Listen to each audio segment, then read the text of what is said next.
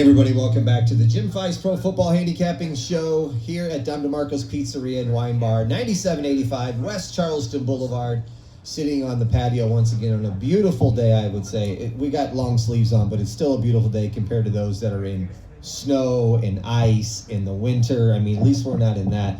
Jim Feist, welcome back to the after Super Bowl show. And what did you think of the game?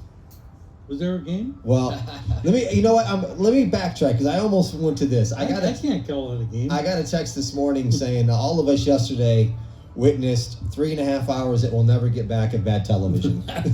Well, if you remember back in the beginning of the Super Bowl, the first couple, how they were all looked like that? Everything was a blowout. And they said, what the hell are we doing here? By the first quarter, first half, they wanted to turn off TVs. Same thing. What was it, 37? They had 37 points before they crossed midfield? Yeah, it was. Most people were losing interest. The non-football people had lost interest by then, for sure. Incredible. Yeah. Incredible turnaround. Two more guys that are back on the panel with us. One was just with us last week. For over 25 years, sports professional, better, Bill Krackomberger. Crackman, how are you? Good. I know we all enjoyed the halftime show. Come on. He just come out firing with Kendrick Lamar. I love it. And then next to him, we got Brian Noe, who everybody knows it's Super Bowl. And Brian, I said this to my niece yesterday. It's 2 words, not one, and she sent me a Google search. Say no Google, it says it's 1 word. Oh no! Yeah, she did. Google. Oh man, that's the problem. It stems back to Google over here. We got to get them on the right path. Yeah, so I used your thing, Rose Bowl, Orange Bowl. She sent me a screenshot, said no Google says Super Bowl's 1 word. Oh man, that's the worst news I'm gonna hear all day. I like how Crackman just come firing out with Kendrick Lamar at halftime. Let's get into some things. Obviously, 40-22 Philadelphia, Jim. Chiefs, no offensive flow at all. And I said to you this before we started. To me, from somebody who looks at a game through a former basketball coach's eyes, I said it was 1 word with Mahomes, and it was pressure.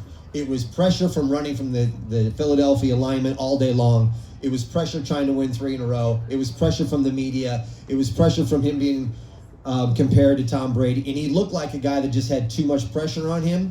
And the pressure can make a diamond or it can bust a pipe, and Mahomes looked like he just broke yesterday.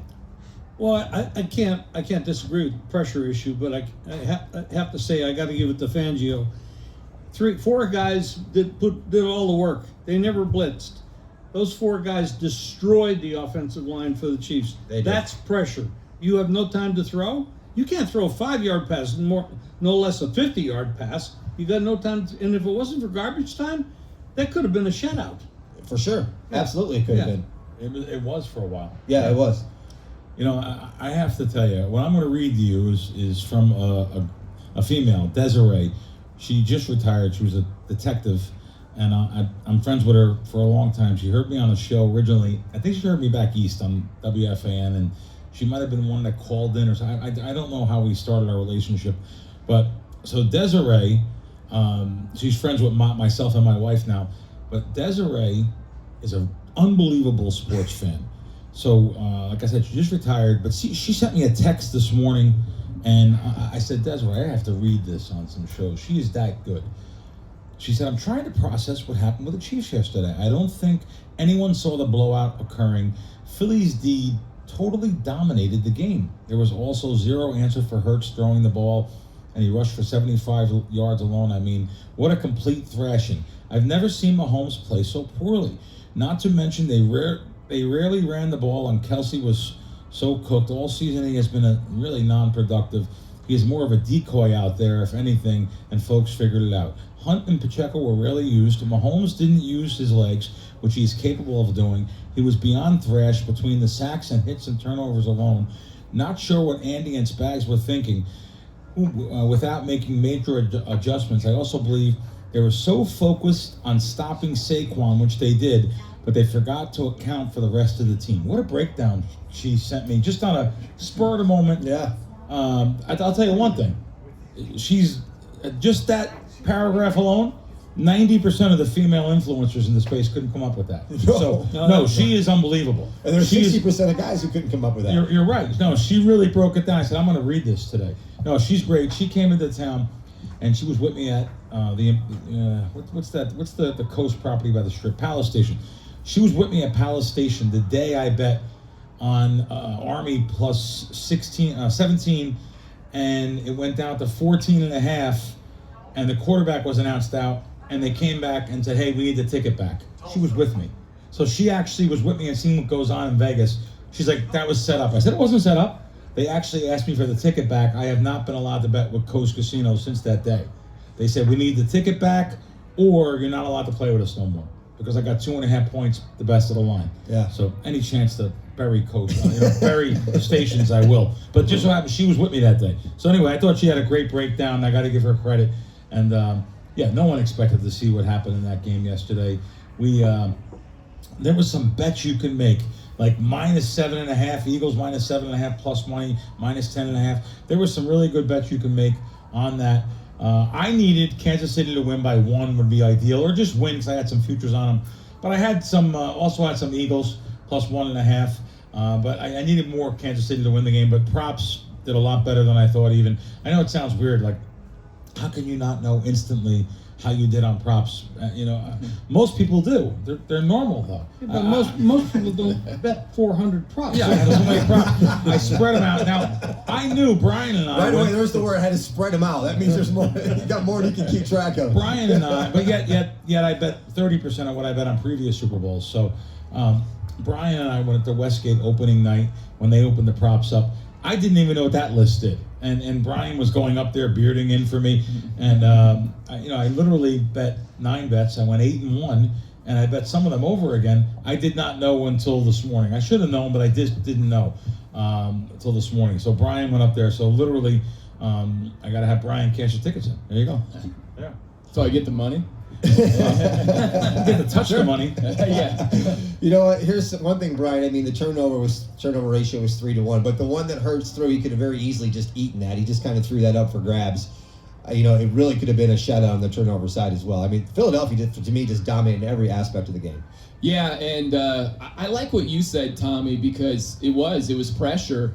And that's the weird thing to me, too, because that's where it goes beyond just Philly's D-line for me. Because I go back to Super Bowl 55. They didn't have their two offensive tackles. Tampa was all over Mahomes all game long, and he played great. He played fine against Tampa. So I don't want to hear about Philly's D-line and just bailing like Mahomes out. Mahomes was drunk in the first half. He played the worst first half I've ever seen in my life. He had Kelsey open for 2 easy first downs and just missed him. It was 3rd and 3. Yep. He's open. He throws it at his feet. That's not Mahomes. That's like Carson Wentz's backup. The second series. That's what happens when you do too many commercials. The second series, Brian, I'm watching, and I was telling Jim, I'm looking at that going, this pressure's already got to him too much. This is the second series of the game, and Mahomes don't even look like he's even checked into the ball game yet. Where Hurts was focused and dialed in, Mahomes looked like he was in la-la land. I'm like, I've seen this before from the sidelines. This pressure has got to this kid and this guy, and he just can't handle it right now. It's too much. Yeah, and a couple of those plays not involving the D-line, the pick 6, there's no pressure on him. No. None. It's just a bad decision. It was him pressing. It was him trying to make a play and force a throw, and it went from a 10-point deficit to a 17-point deficit, and they could never recover from that point. That had nothing to do with Philly's D-line. So I give Philly's D-line a ton of credit. They played great. I'm not saying they didn't. But I'll go on Twitter or X or whatever, and all these people are like, oh, it's Philly's D-line. I'm like, it went beyond that, man. Mahomes was freaking terrible. He was. And you got to say that. You can't give him a complete bailout for that performance. I give him credit. At least he admitted that he didn't have his game. But I was thinking about you, Brian. In the very first series of the game, Philadelphia gets the offensive pass interference on 4th down, and he gets called back. I immediately go to social media, and there's all the Philadelphia fans going, I told you this damn thing was rigged. The referee's going to call everything Kansas City's way. And then at halftime, when it was 24-0, they were all gone. Yeah. There wasn't one of them around anymore. I was like, where did they all go? That's the silver lining is at least we didn't get that another dose after the Bills game. I can't take any more No, of it's that. actually the South Philly mentality, to be honest with you, not the silver lining. Listen, I have friends in South Philly. Of course, I'm just fooling around. I predicted one thing correctly. They wouldn't take bets on it. I said they're going to tear down the city if they lose. I also said they're going to tear down the city if they win. So they were. It was pretty cool though, seeing like Broad Street and it was really cool seeing all those fans and how supportive they are for their team. Lots of places wouldn't be that supportive, so they were really out there. And I think it was relatively in a pretty responsible way, which is pretty good for a place that throws snowballs at Santa Claus in the stadium. So no, they were pretty good. They were pretty good, and congratulations to them. There's a big history in Philadelphia of great sports teams, and lots of times they don't have that closing knack, and they closed, they won. ABC always be closing. Yeah, good job for Philly, and good job for their fans. Jim, let me ask you this: where does this put Sirianni now? Super Bowl champ, get more money, bigger contract. It's all good. I mean, you got to be lucky. You got to have the right players. You got to have the right situation. You got to have the other team fold under pressure like he had. They prepared well. I mean, Fangio did a great job. He never had to blitz. His four on defense put a lot of pressure on Mahomes. Mahomes couldn't handle it. If Mahomes had a good game, maybe he could have handled it. Like, we're saying up here, he had a bad game and the pressure. You put it all together, and the media, he's the GOAT. He's the next Brady. Well, come on, give me a break. He hasn't done what Brady did, and there's a long way to go before he even gets a chance to be what Brady is. And then Andy Reid. He's done a lot of good things as a head coach at Philly and at Kansas City. The preparation of not being able to pick up those linemen coming after Mahomes was rather poor, in my opinion. There's things you can do. You can use your backs better. It was bad. It was a bad situation. I mean, me included, all talked about Reid and Spags versus Sirianni, and we all thought that was Kansas City had the advantage. After seeing what I saw yesterday, you got to give some props and tip your hat to Sirianni. I think he's better than most people, including me, thought he was. Absolutely right. He took a lot of hell this year. He did. In the press. Yes. They said they were going to fire him. Yeah, they were talking about firing Sirianni. Yeah. Throughout the year. Yeah. The only guy that's taken the Eagles to 2 Super Bowls as a head coach. I mean, not only that, they were like 12-2 when they were talking about firing him. Yeah, because of all the off-field stuff. Well, he going was on. attacking he was going after the fans. Maybe that doesn't help. Yeah. Maybe that's the new angle, because you go to college football as Ryan Day. Oh yeah. He was about to get fired. That's They true. won it all. So Fire them, and then they get the championship. just back the team that we're talking about firing the head coach. Yeah, and for Jalen Hurts, I mean, here's a guy that also got a lot of bad publicity this year. Everybody talked about him. He didn't have it what it takes. And for him, the way he put on that performance yesterday, I thought he played great. I mean, he deserved the MVP, and he showed throughout the entire playoffs. He never wavered. He played that way the entire. He's like a Rodney way. Dangerfield. He transfers in college. He goes to Oklahoma. I mean, no respect anywhere. And then this year, even Mahomes said, "Why didn't you keep knocking this guy? He's a great quarterback." Yeah. That was even before the game. So I mean, He did great the last time they played. Yes. It was unbelievable. Fantastic game. Unbelievable game. 2 years ago. It's funny. So for those of you that don't know, Brian and I host a nationwide show on Fox Sports Radio, 500 networks on the weekend. And we go on air yesterday, and they know I got Kansas City in the game. I haven't talked to you about this yet. Jeff Schwartz is also our co-host. He was down in New Orleans. They must have been shocked when I said, because BetMGM's our sponsor on our show. And I said, I'll be honest with you guys, BetMGM, you got the best line on Hurts MVP, right? Yeah. When I opened up with it, I said, just on principle, you got to throw it on. I mean, it was like 3-1. Listen, in town, it was plus 280. They had plus 375 there. I said, just a good, there's nowhere close to plus 375 anywhere. And you guys were like, Crack, you're on KC. Every bet's independent of each other, even though I put a nickel on that. It's just independent of each other. But, we talk about so many different bets. And I know it's hard for someone with limited bankrolls that follow us. And I always try to tell them 2% of bankroll. What if you have $1,000, you're going to throw $20 on everything? Yes, because when your bankroll grows, your bet size grows. And I know it's hard, especially, listen, I'm from back east. You guys know I'm from New York. My friends, buddy, and my friends in South Philly, too. There's no bankroll management. They're firing.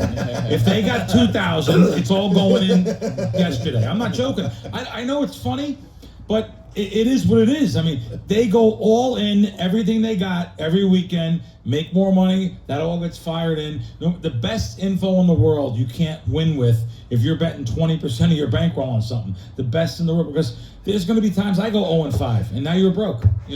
But in the end, long term, I know I win, so I know I'm going to win. But if you don't follow that proper bankroll management, there's no way you can be ahead. I don't care if you have the best Billy Walters information in his prime. If you don't have bankroll management, you're not going to win. By the way, the rumor was that he bet Eagles. Philly. Yeah. Philly's correct. Yeah. Very good. We haven't even talked about that, but you're all right. Yeah. And you know what? I'll take it a step further. I had lunch last week with his right-hand man, who's one of his guys that's like top level in his current organization. And I've known Billy for years. Let's face it, I've actually worked for him for a decade, and he's been always very good to me. And to be real blunt, he's one of the most generous guys in the world. I've watched this guy give away hundreds of thousands to charities without anyone even knowing. Almost like Frank Sinatra when he died, you found out how much money he gave away. Let me just tell you, I didn't mean to embarrass Billy, but this guy's a very generous guy. He helps people. He doesn't know how to say no. Helps a lot of people. Does a lot of things. But he may put you on the wrong side of a game if he thinks you're going to move it. So I understand. I get it. I get the distaste for him. But I know for a fact that they had one hell of a season this year in the NFL, and it's hard to beat the NFL. They were on the Eagles. You're right. One thing it stood out to me is they interviewed Andy Reid as he goes off at halftime and says, "We got to get the run game going." I don't know what they did at halftime. Yeah. But that never materialized. I don't know if they talked about something different or they just did not have an answer from Philadelphia's defensive line. But they never got anything going, a little on the rushing game going. No, they didn't. I saw, 7 total rushing attempts, like designed rushing attempts, not Mahomes scrambles and stuff like that, but the 7 designed rushing attempts were the fewest in any Super Bowl. So I get it when they're down by as much as they were later in the fourth quarter, but yeah, they had no running game whatsoever. And that's not a huge shock, right, when you move Tooney out to left tackle and that takes away their running game and against that D-line, but I thought they'd do a little bit more than they did. I wasn't expecting them to be balanced, but they had zero running game. And that hurts. You're so one-dimensional, you're so predictable, and they can just pin their ears back and tee off. Yeah. That's exactly what the D-line did. Crack, you said it right before we started the show. They were so focused on shutting down Saquon Barkley. Absolutely. It's like that was hell-bent that this is what we're going to do and we're going to win the game. And forgot about all the rest of the stuff in Jalen Hurts. It's okay. You shut him down and give up 40 points. It's all right. Who's that flying over? Billy Walters. So there's 2 beat reporters that follow the Eagles. One is allowed almost every exclusivity rights to that team. He is inside the locker room with them, coaches me. I mean, he really gets a lot. And that's what my reader read. He showed me an article. He's like, listen, they're focusing on Barkley. I said it on this show. I said it on every show I did the last couple of weeks. And that's probably why I did so well on the Super Bowl, was betting against Barkley, betting against these key names. So, but let me tell you, we interview the head of risk at BetMGM. He controls all MGM, like giant decisions. They had a 7-figure decision on Barkley to score a touchdown. I mean, by the way, BetMGM, DraftKings, it is public information now. I'm reading it on Morningstar.com. BetMGM, DraftKings scored the most successful Super Bowl in history. That's how much money these sports books made. Now, that's not to say all the local ones made as much as them or the ones in town here, but these particular books made a hell of a lot of money. And a lot of it, I know it sounds weird, it would be the side of the total. No, a lot of it was, will Barkley score a touchdown? Everyone said, oh yeah, of course he's going to. He scores them every week. And he almost did. They had him down in the 5 yards. I really thought that he was going to score a touchdown. But they made a lot of money, so we won't have to be out there with that bucket out there collecting for the bookmakers in the offseason. So, good deal.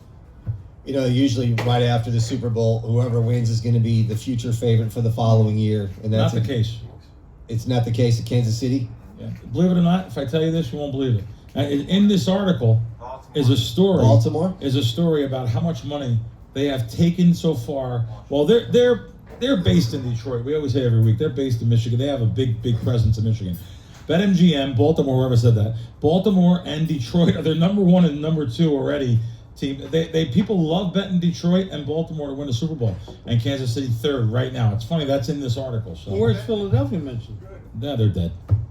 Yeah, They won theirs, they're out. yeah, they won. And if you're looking, somebody said to me yesterday when I was at the Durango Casino watching it, and right away, towards the fourth quarter, they were already looking at what were the Commanders going to be next year Wow. to win the Super Bowl. Well, they got because $90 million in Yeah. cap space, so they could be They said- could be damn good. That's right. They're Yeah, like, they're good. this is the time to get them before this number goes down, because they're going to be at an all-time high now before they start adding pieces and become better than they already are. And they got a good coaching staff. And You get to hold your money all year too. I mean, I'm going to give you the current odds from. I'm going to use the Westgate. There's a reason why I'll use the we're Westgate. going to talk about a little bit more about them. What's You have that? some Westgate and what they're doing. Oh yeah, here's something good first. Their odds for the Super Bowl. Yeah. One thing All right, about give us me, the good thing I first, cost Bill. myself money with advertisers and stuff because I kind of tell it how I feel. Not that I'm always right. Westgate has they have a 3 tie here. Baltimore, Buffalo, and the Chiefs 7-1. The Eagles 7.5-1, which is interesting. Anyway, I don't know where the Lions are on this list, but Lions are 10-1 on this list. So that's the. And West Washington. Oh, that's over Washington too. But now I'll go back. Now I'll bury them from charging me. I can't believe they started charging for parking. They're like a local casino, and they have a policy where they charge for parking. You have to pay ahead of time, and the security guys tell you go into the booth, the rewards desk, and they'll refund your $11. So there was no line there. I said, I'm going in there to make bets, so it's what the $11 didn't matter to me at that time. But now that I went to the desk, what did they tell you? We don't know what you're talking about. like there's no one could. The guy outside just pocketed your $11. $11. So Commanders are 20-1. 20-1. Yeah, 20-1. Wow. So, but anyway, yeah, I got mad because, I put a tweet up the other day. It's got over 400,000 views on Twitter so far. It was the podcast that I do with Randy McKay and John Orlando, and it was a clip from the podcast that was saying how slow the casinos were. I went on Vegas.com on Saturday just to see what was going on, because I noticed when we filmed the podcast how slow the casinos was Monday, Tuesday, Wednesday. I said, wow, this is you can run like a Sherman tank through the casino, not anybody. It's weird. But I thought it was the calm before the storm. But I looked on Vegas.com. $27 Stratosphere, $27. $50 the Westgate, $50 on the night of the Super Bowl. Of course, you take your life in your own hands over there, but it doesn't matter. I'm just saying, at least the prices were good. Naked City, but I mean, really, that's unbelievable. And I said to myself, well, I know probably the fires in LA have a little to do with it. That's the feeder market. But let me just tell you, I think people are getting sick and tired of, $75 resort fees. Yep. It was $50 where I was. I parked somewhere for dinner Saturday night. I didn't pay because they give you 3 hours local. They give the locals 3 hours free, but $50 for parking at Resorts World. It was either Resorts World or wherever I went to dinner. People are getting sick and tired of the fees and the shakedowns. They really are. Yep. I think Vegas is in for a rude awakening, but they have made so much money year over year over year since 2020. They have made so much money. It's not really going to affect it, but they'll cry it anyway. You know what I mean? They'll cry a little bit anyway. I didn't even know they give you 3 hours free for 3 hours free at Caesars for being a local. Resorts World for being a local. Some of the casinos give it to you. I think MGM too for being a I local. didn't know that. I think one of them gives you like 45 minutes or an hour. I know the Wynn gives you like 2 hours or something free being a local. So being a local, they'll give you a little something. But like my old man, my father, rest his soul, he would go to Atlantic City and he real simply, they were charging $2 for parking. He wouldn't go to that place. He was not paying for parking. So they would not get his business, which he'd go in and lose like $500 for $2. He wouldn't give him the business. So unless they had free parking. So he would have a tough time here. I can't believe that Westgate now is charging for parking and nobody knows nothing. No one has any answers for what do you do? It's locals that know. It's $11 for everybody. So There you go. There's a little toast for them. They deserve it, though. They deserve it. They deserve it. All the good things. The Superbook, I loved. I loved Jay Cornegay when he was there. I'm friends with John Murray, that runs the book there. I'm friends with the guys. Those guys that are behind the counter at the Westgate, the two guys that are making the lines, they do not have to work there. They could bet sports for a living. That's how sharp they are. I can't say that about a lot of sports books in town. Those guys have been there for years and years. Super geniuses, very, very smart. And it doesn't really take you to be a genius working in a sports book. Just know who your hot accounts are and bet them out, or yourself. If I worked in a sports book and if I knew I had a dozen accounts that were hot, I would put them on a signal where I would bet the games too. But I wouldn't bet into another casino, because you can get yourself in trouble doing that, because I'm going to know that I just bet something and you moved it somewhere else. But I would have a local guy account somewhere I would bet. I mean, but those guys that are there, they are really super geniuses, very, very smart guys that run the Westgate. I hope they don't have to pay to park. Brian, let me ask you this, because Crack opened up with it, and I noticed after the game there was more social media tweets and posts about Kendrick Lamar's halftime performance than there was the damn game. So what was your thoughts on this halftime, for this wonderful halftime performance everybody's been talking about? I'm not allowed to say that on any public forum. I can't Well, my thing is, I have no respect for anybody who lip syncs. Oh, did he lip sync? Yes, Oh, absolutely. I didn't know that. Yes, like Man, I missed it. I just don't understand. Like I appreciate music, and I appreciate a lot of different genres of music, but I want to see you perform. Performing isn't dancing. Performing is singing or rapping or whatever you're doing. I want to see what you can do live. And when I can tell you're not performing live, I have no interest. And that's rock, we're never going to have metal I would love metal at the Super Bowl. Would love to see that. But whatever, we're talking rock and roll, we're talking rap, we're doing R&B. If it's Shakira at Copa America or whatever, like, I want to see you perform. And that's not just dancing in your choreography. I want to see how you sing and how you rap. And Kendrick Lamar is a great rapper. His live performances are fantastic until we get to the Super Bowl and we got to lip sync everything. It's garbage. I hate that. Now, did Beyonce and like Prince, they weren't lip syncing, were they? Like the Prince Super Bowl one? Yeah. I don't believe so, because he's playing Purple Rain, and Yeah. that was magical. Oh, that was great. No, Yeah. I mean, I loved them. I thought they did great. I thought Beyonce and who's the other girl with Beyonce? Jennifer Lopez. Did they lip sync? I don't even know. I don't know. You'd have to go back, but recently it's become more of a trend where even the Grammys just a couple of weeks ago, a lot of it's all about the lip-syncing. performance, and then they can just lip sync it. I just don't. That's my takeaway is I want to see you actually perform live. But as far as the songs, there are a lot of Kendrick songs I like, but I know it wasn't I don't know any.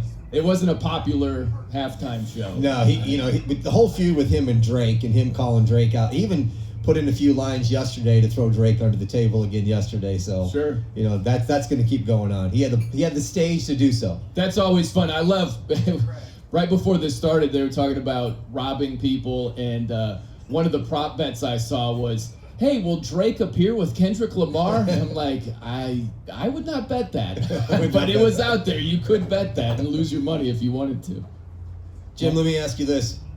Looking back at football season this year, what's your thoughts of this year's 25 football season? The coming? No, I'm sorry, The past? Yeah. Oh, I had a very good NFL season. And the college wasn't bad either. I mean, I was profitable in college, but the NFL totals were really, really, really good for me. The sides, a little bit positive, but the totals were incredible. Just want to make sure we let everybody know on Thursday we're going to be back here with the proprietor of this thing and the gentleman that actually allows us to do this whole thing. Albert Scally is going to be joining us up here to talk about Dom DeMarco's, all the specials at Dom's. We're going to get into March Madness a little bit. That's going to start happening on Wednesdays. February 26th at noon. We'll go all Wednesdays until the end of March Madness, and then we'll get into baseball. And I've already asked somebody, why aren't you staying on Thursdays? Well, with March Madness, all the games are going to be on Thursdays, so we're going to go on Wednesdays to give everybody at least the opportunity to make their bets and place their bets. And don't forget, the March 16th is Selection Sunday. Starting the next day, you can pick up your brackets here at Dom DeMarco's. You can fill out 2 brackets to win a $300 food voucher. And just by picking winners of March Madness, we're going to do a bracket challenge. You getting in? Of course. Of course. Real important for me. When are we doing this Jim Feist roast? No, that, we need to schedule that. Okay, yeah, no, because I've been doing. I got a lot of. I have too much to say. I can do it solo. I had a memory lapse. I totally forgot about that. Oh yeah, and Albert's going to be on. So this Thursday. This Thursday at noon, Albert's going to be on. And let me just tell you something. I don't mean to embarrass him. Albert has made money this year in the football season. I'll just tell you. He's no dummy. He's no dummy. No, he's not. Betting the game. He's no dummy. He knows what's up. Yep. So. And let me tell you, if you haven't heard some of Albert's stories, you're in for a treat, because the guy's got great stories about this place and just his upbringing and in general. So Thursday at noon, we'll be back here with Albert and Jim. And we're probably going to have to go from the Jim Feist Pro Football Handicapping Show just to the Jim Feist Handicapping Show. Yeah, that's right. And we can talk about the draft. We got the Final Four. We got the NBA with all the craziness going on there. We got baseball, and we've got a lot of stuff to talk about. There are other sports besides football. I know that's a dominating sport in America, but there's a lot of other ways you can make some money betting sports. So, Crackman, I know you bet everything, but do you bet golf too? Do you bet master stuff? I've had some really good success over the years betting matchups, player versus player. Okay. Futures are very tough to bet in anything. When you're betting a one-way market into the one-way markets, it's very difficult. Unless you have multiple outs and you can bring that hold down to single digits, there's 30-40% hold on these markets. So, but yeah, matchups, player versus player, and golfer versus golfer.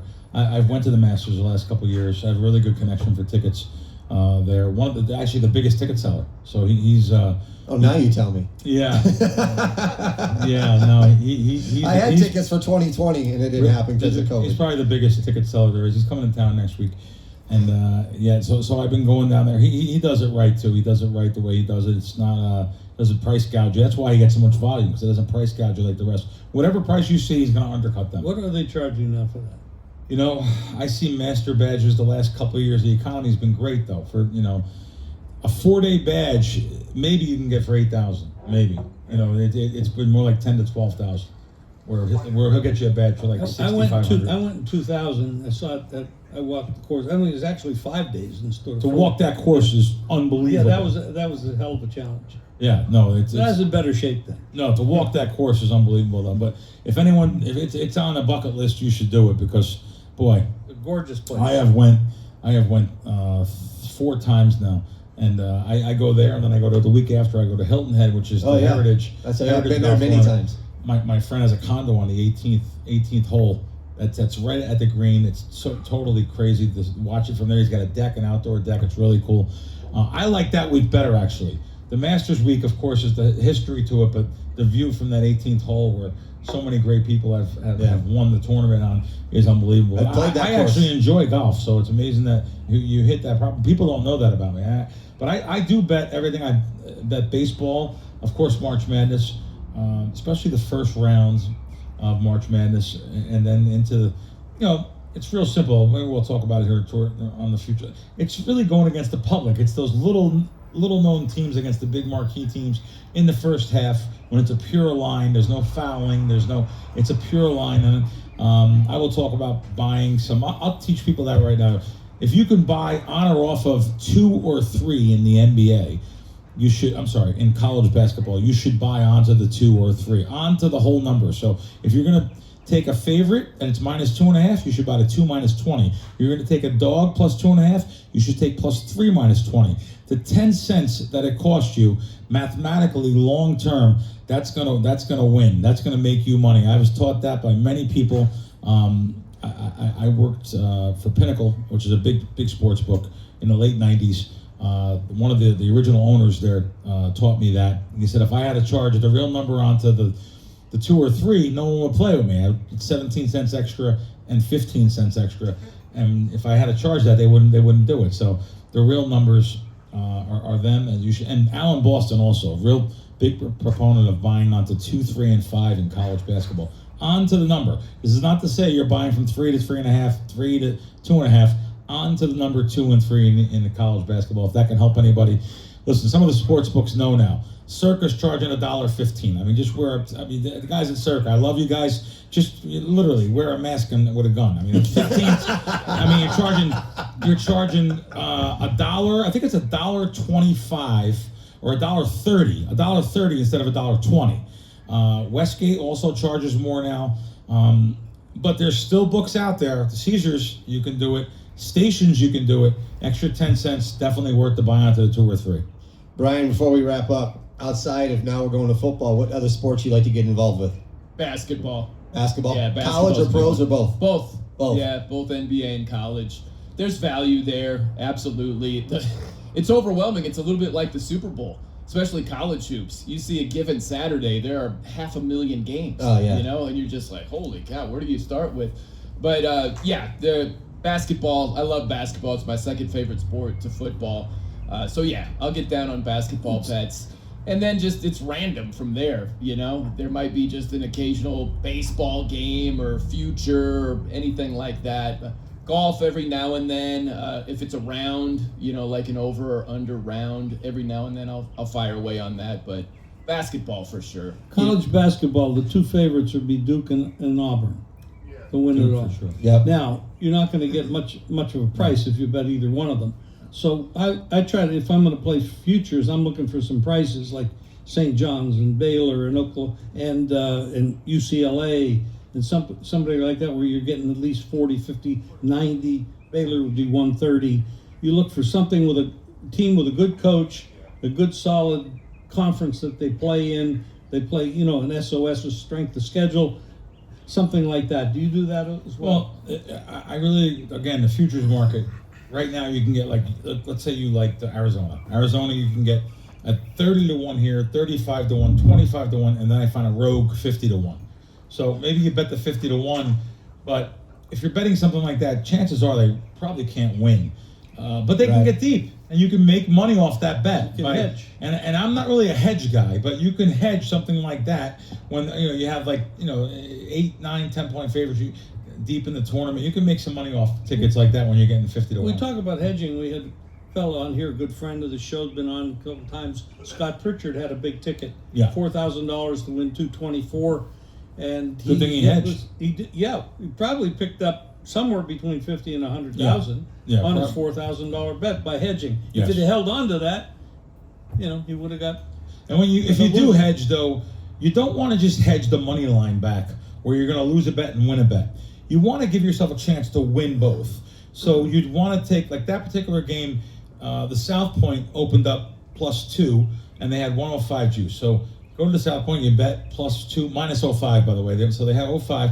So you could, at least you can win both. They had 1.5 up until 48 hours before the game, -05. So you want to give yourself a chance to win if it lands on the 1 or the 2. Give yourself a chance to side 1, win 1. Don't just bet back the money and lose the money back. If you're going to hedge, give yourself a chance to win both ways. Bill? Another friend of the show, Ray, talked about hedging yesterday, and he I think you made a hedge bet on that. Yeah, I had to. The over 42 and +7.5. Yeah, that way too. And then I had Alberto convince me to just take Philly, and thank God he did. So that worked out well. So yeah. Bill, let me ask you this before we close up. Just real quick, getting into baseball. With the way pitchers these days don't go much more than 5 and a third innings, is there more value just to bet pitcher versus the first 5.5 innings than going the whole game? Yes, I'll be the first to tell you that. Yes, I think there really is. And my guys actually go even deeper than that. They'll use that pitcher multiple bets on games. First game, second game, third game. They'll go deep throughout the season. And thank God that we've learned to adapt here, because we've had 3 seasons in a row that we've done really well on baseball, and that's the key reason why. And we haven't even talked about that. First 5 innings, though, you hit it right on the head. Yeah. Absolutely. Yep. Well, we'll see everybody on Thursday at noon. Thanks, everybody, for coming out to Dom DeMarco's Pizzeria and Wine Bar, 9785 West Charleston, where the wine flows and the good times roll. Save your tickets, because we have 3 bottles to give away from J-Lo. A round of applause for Brian Noe, Brian Krackomberger, the Crack Man. the legend himself, Jim Feist. My name is Tommy Kennelly. We'll see you on Thursday, everybody. Take care.